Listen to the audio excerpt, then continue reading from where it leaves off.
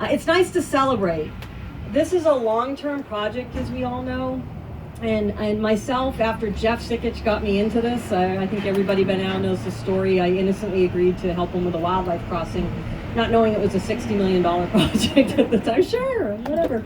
But, you know, Jeff's work and the National Park Service's work inspired me, especially what they were doing about these urban mountain lions, and obviously the need to do something here. And I think we all know from science what this something is.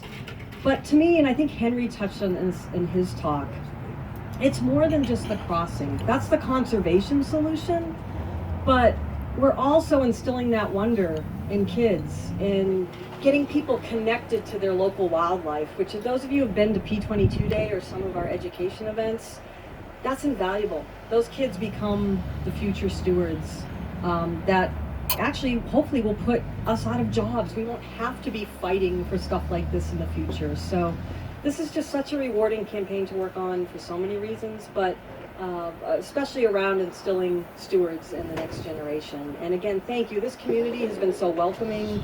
It's great to be working with all the core partners on this.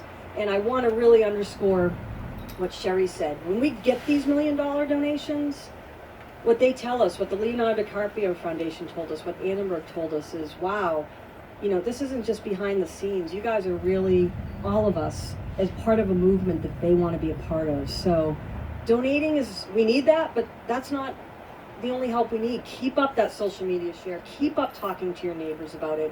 Keep up getting the word out, because that's why we're having the success we are having because of all of you. So I really want to thank you for that.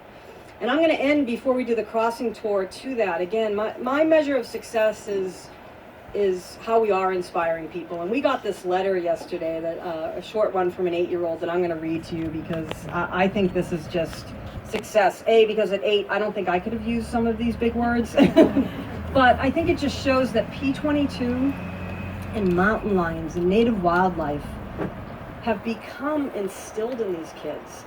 As we know, in a National Wildlife Federation, we do work all over the country, and thankfully at this time I'm only responsible for California. That's the easy one. But a lot of other places would not honor their native wildlife. P22 would have been shot probably or removed immediately. We celebrate them here. My colleagues in other states are like, oh my God, the LA Times does stories on when cougars get a collar. I mean, the cat cougar, not other kind. You know, that is something special. So to me, that we're reaching the kids, that we are shifting values here is the real success of this crossing. And I think you'll see that once this crossing goes up, which is a landmark, it'll be one of the largest in the world, the only one that we can find that's really doing an intervention in an urban area. That's going to inspire more and more. So thank you for doing that for wildlife and for people. And here, like I said, is Julia's, this little girl Julia, 8-year-old letter that I think gets it. We are all having success, not just at doing a conservation solution, but shifting values.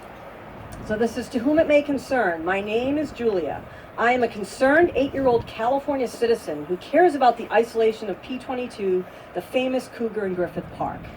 However, I am not the only concerned citizen. I have collected many signatures from tax-paying citizens, which are enclosed. And they are.